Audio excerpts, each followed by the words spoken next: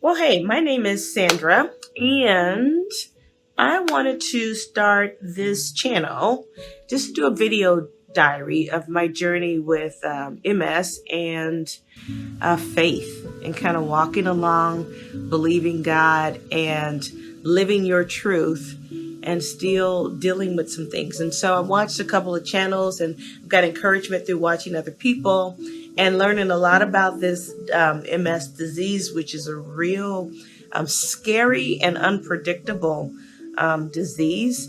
And so many people may look at you and they may think, oh, what do you mean you're in pain? You look fine. Or what do you mean you have a headache? Or what do you mean your muscles ache? You look fine and you'll be okay, Or if you're of the Christian world, is, oh, well, God's got you. And it kind of discredits the current pain that you're in. And I understand that God's got me.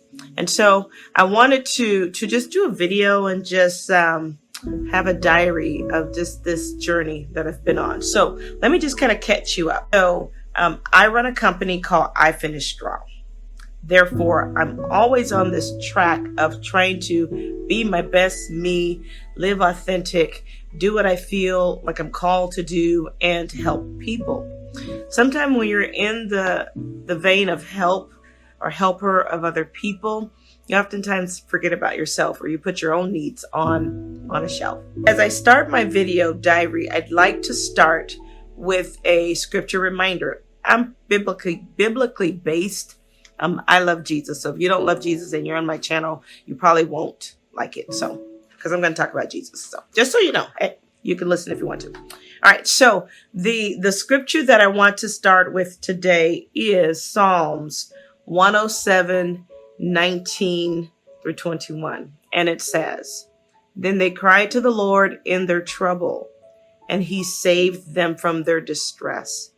He sent out his word and healed them. He rescued them from the grave.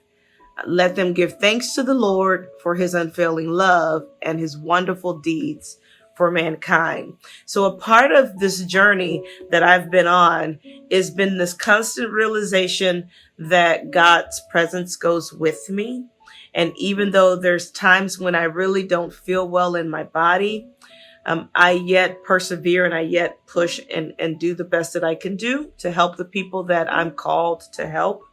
So a little bit about my story. So I've had migraines for quite some time, as long as I can remember, from the time that possibly my first child was born, Brianna.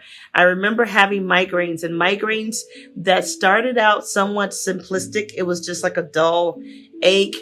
And after some time, because I had them all the time, I stopped paying close attention to them, and I would kind of push through my day and pop a couple of Advil or Excedrin migraine and just kind of go and do my thing and still work and still do my thing. And that went on for years. That was just kind of the way of life. And if you've had migraines, you know what I'm talking about. You just can't stop living because your head hurts.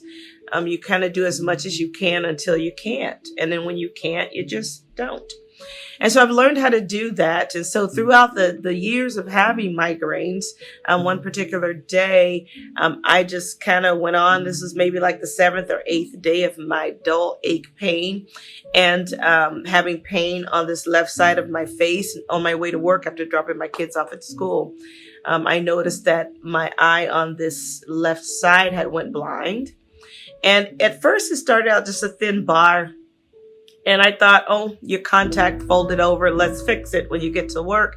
I still had the dull headache, but it wasn't nothing. I wasn't in distress, or alarmed. I just knew, oh, something's going on with his eye. Let's take a look at it when you get to work. When I went to work, I went to the restroom to fix this contact and took the contact out and couldn't see in this eye. And progressively throughout the day, the bar got thicker and thicker.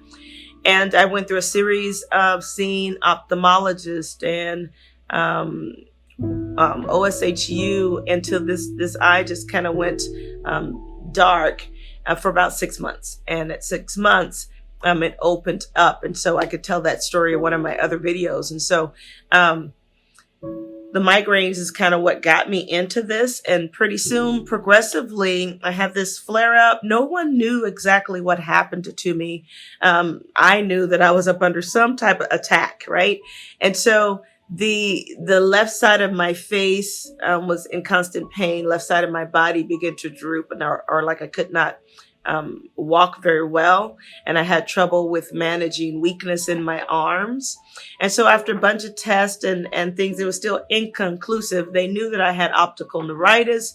They knew that I had chronic migraines, and yet nothing else could be done or could be said for the 6 months of this debilitating situation that I was going through, to the point of even having people have to pick me up and take me to doctor's appointments. I went instantaneously on disability, and it was devastating. My whole life had changed at that point. And so, but God healed me about 6 months in. God healed me, and I recovered all of my sight. I recovered in my body, and I went on with life to do other things. And so March, one of the reasons that takes me to now to want to create a video library is March 2019, I had another episode where this eye kind of went out, and anxiety like never before. Now, I teach people how to breathe and how to work through anxiety and how to deal with, but this was the worst type of nerve stuff that I had ever experienced. And so when I went in to see my doctor, they instantaneously sent me over to a neurologist who did a MRI and spinal tap. And they came up with some lesions that was on my brain and on my spine.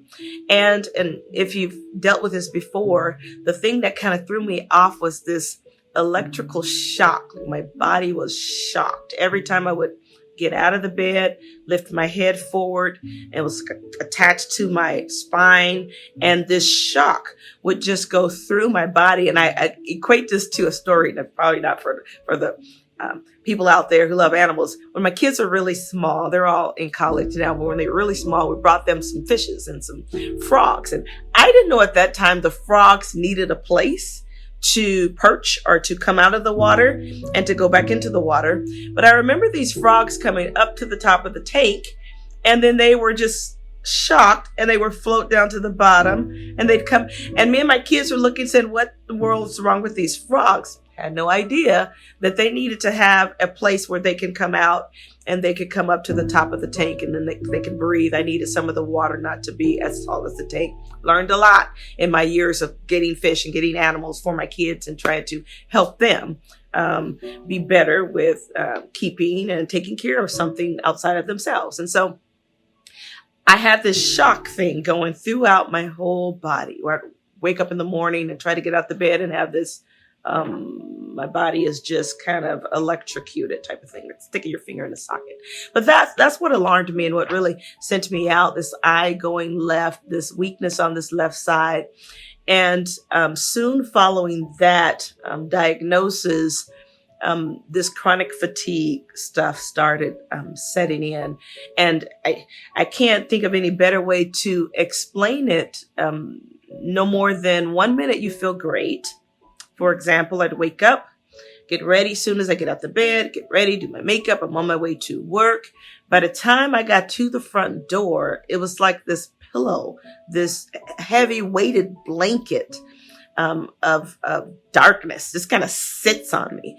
And to physically look at me, I look fine. I look just like I did going out the door, but mentally, emotionally, fatigued and heavy, and not knowing or understanding what's going on. And I needed to go lay down. So by the time I would leave my house, getting ready, and get to my office, which is only about 15 minutes away, I would literally need to lay on my own couch for about a half an hour, do some type of a meditation, refocus myself, check out what's going on in my own body, because at that point I didn't have a clue what this stuff was. And so the doctor diagnosed me, and then I delved into some understanding of what's going on in my nervous system, what's going on in my mind and in my brain, and to go on this journey of healing, and healing through faith, and healing through medicine and using food for the most part as medicine. And so I've done many things. And so I'm curious as to know what other people have tried to do. My husband and I did this keto diet, and that proved to be fine for the weight loss aspect of it.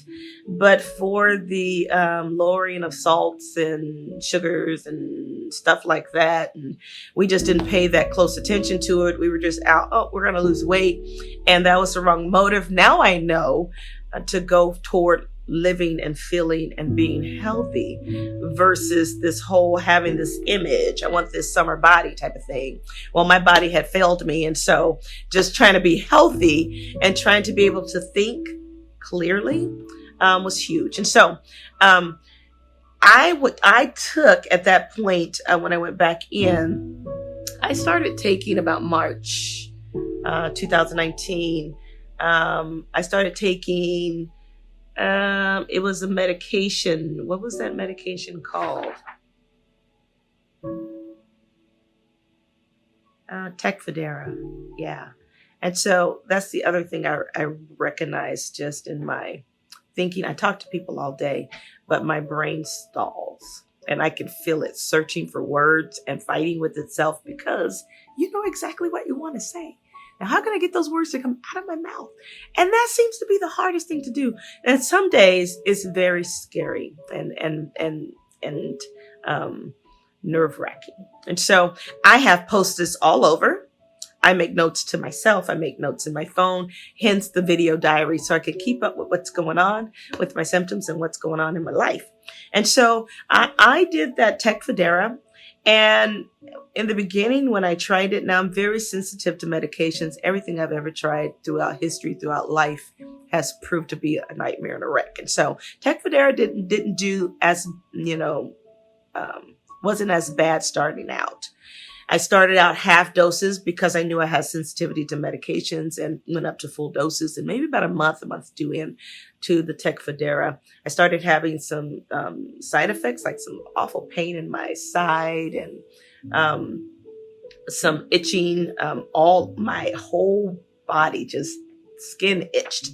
And I didn't see it as a side effect at that point. But moving further in, I realized that there were some side effects. And so this coming Friday, today is Wednesday, May the 7th, possibly 6th, maybe. And so Friday, the 8th, I will go in and I will start a Tasabri, the infusions, and to see if that can help slow down the progression of this disease. Some days I do very well. Like today, I feel like today is a good day.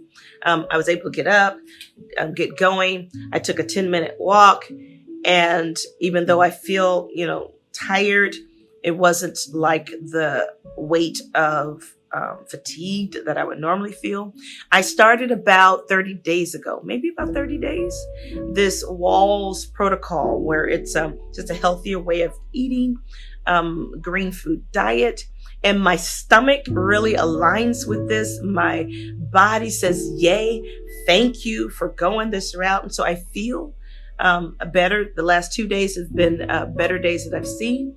The day before that, I spent most of the day in bed and had a difficult time just thinking, remembering, and feeling able.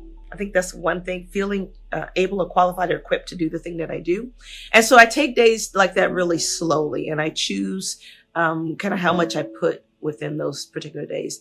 And so Friday, I'll start this infusion, and I'm praying for the best, preparing for the worst, praying for the best. And so I'm out there and I'm looking at the YouTubers that are telling people their experiences, and I'm learning a lot from just living through or watching someone else's story and what they're going through. And so I wanted to be able to have my own video diary as to what this looks like for me. And so I want to maybe just give 15-minute clips of my life and what's going on and what's happening. Today, I feel pretty good in my body. I still have a little bit of the confusion going on, but I'm clear about what I am to do today at work and who I am to speak to and what I am to speak to them about. So I've made little notes for myself. In this left eye, there's still this gloss over. And as I look in this video, I can see the difference in just the eyes. I still have this gloss over. It's not as bad as it has been. I have no headache today, although when I was stressing over whether I should do this video, because I'm a very private person and I don't really care what other people think about my life and how I live it unto God and how I present it to people. And sometimes when you put your stuff on Facebook or on social media and people have negative things to say and I'm just not interested.